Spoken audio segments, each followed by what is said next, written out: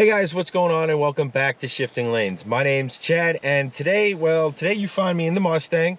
It's a rainy day, but that doesn't matter. Today we're actually at our friends at Blue Sky Restoration and Performance.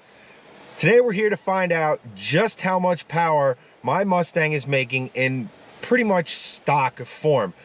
As I went over last time, we're trying to get this car into the 10s. We're trying to get me into the 10s. And part of that is knowing just where we sit as we start the project. Obviously, we're going to need more power. The question is, just how much more power do we need? So today, we're going to strap it to the dyno and find out.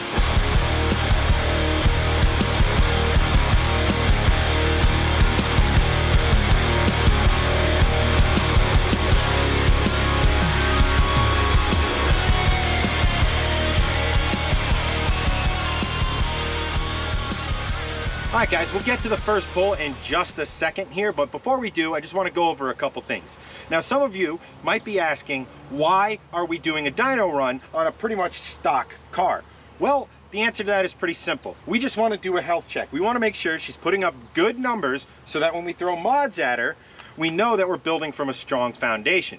The other thing, why I'm here in an otherwise sunny day in a completely different wardrobe, well, as you'll see in some of the clips, it was raining, and with the garage door open, it was catching a lot of the rain sound, so I figured it would just be easier to explain it to you here without having to deal with all the rain noise. So, on to the first pull.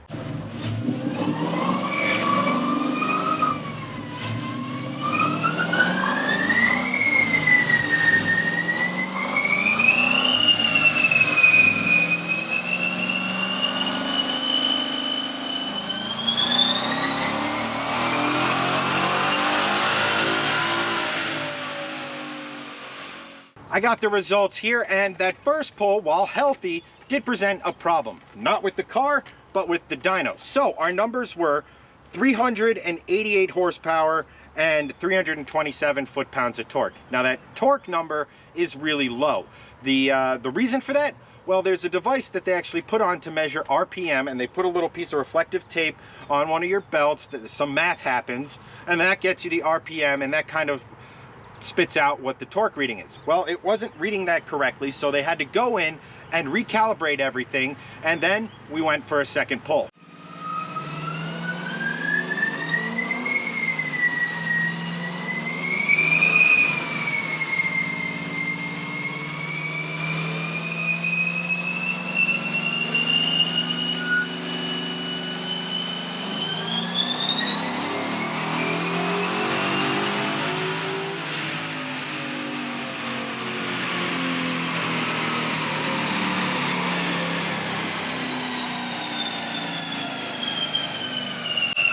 This like estimates quarter mile based on the weight we put in, which we put 4,000 pounds in. Right.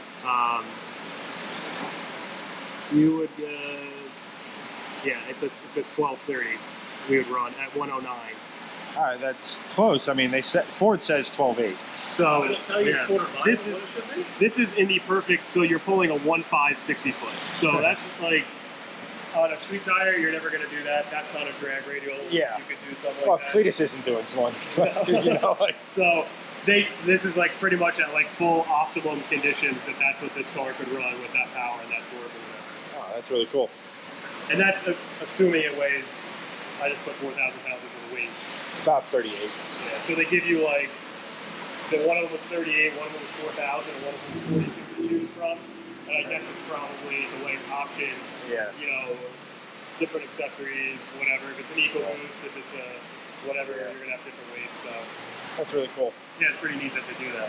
First off, sorry for the, well, let's just say crotch cam there. I was trying to limit as much of the rain noise as I could while also looking and listening to what Jeff had to say. But as you saw there, we finally got a good torque reading. So that time on the second pull, we got 389.6 horsepower and 373.2 pound-feet of torque, which are really, really strong numbers. Jeff was telling me that the most he really sees at the wheels in these cars with basically stock mods. I mean, yes, we do have the exhaust on the back there, but she's pretty much stock, is about 390. So we are right where we need to be.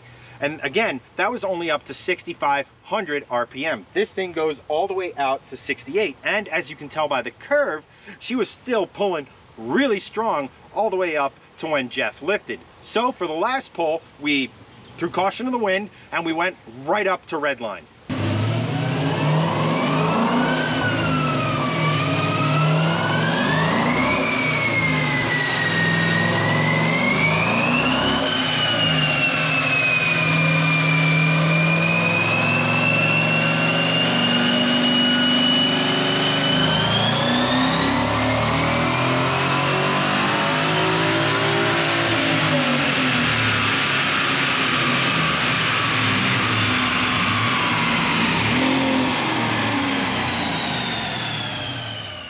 What does all of this mean? Well, it means our Mustang is very healthy. The engine is working exactly as she should. She's making very good power for a stock unit, which means the next step, once I can actually get there, is we can actually go to the drag strip. And as you saw before, given perfect, ideal conditions, we should be able to hit something in the 12s. Now, can we hit 12s on these tires? I don't know. A lot of people I talk to say you're going to need some real sticky tires to get to your car's theoretical top quarter mile, and these aren't exactly drag radials. They're not even name brand tires, so it'll be an excellent science experiment to see just how fast we can go in the quarter, basically on a stock setup. The tracks by me have started opening, however, I still unfortunately have a day job, and right now it's only on the weekends, and guess who works on the weekends?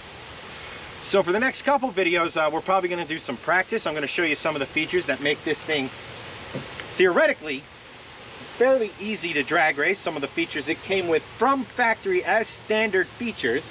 We're going to be testing some of those features out. That should be really fun, and if nothing else, it'll lead to some gratuitous burnouts, which are always a good time. I did get the next stage in this car's evolution. I have gotten all of the parts I need for this car to get her to basically stage 2, which is all of our NA mods. So I'm looking forward to sharing some of that with you. We also did some pretty trick stuff with some of the parts, and I'm going to be showing you a video on that as well. Whew, the Mustang, guys. I am really excited for this project. I can't wait to get back out to the track. I can't wait to get racing. I can't wait to make this thing into the ultimate street beast. It's going to be a hell of a lot of fun. She's going to be a monster, just an absolute monster when she's done. Oh, I should probably wrap this up before I start to ramble. Guys, I just want to take a second. Thank you so much for watching. If you haven't already, consider subscribing if you liked the video. Smash that like button, share with your friends, and hit that notification bell so you get all of Shifting Lanes content as we release it. If you want to catch me on social media, it's at Shifting Lanes or at Chenedy83. You can always hit us up there. I love talking to you guys. It's awesome. I love talking to fans. It's one of the coolest things about having a YouTube channel. And lastly, guys, if you want to pick up some awesome swag, head on down to our Teespring account. All that stuff goes right back into making our builds even better, even faster, even more awesome, just like the Mustang, just like the absolute monster she's going to be when she's finished. I cannot wait. But as for the dyno video, guys, that's a wrap. I'll catch you next time.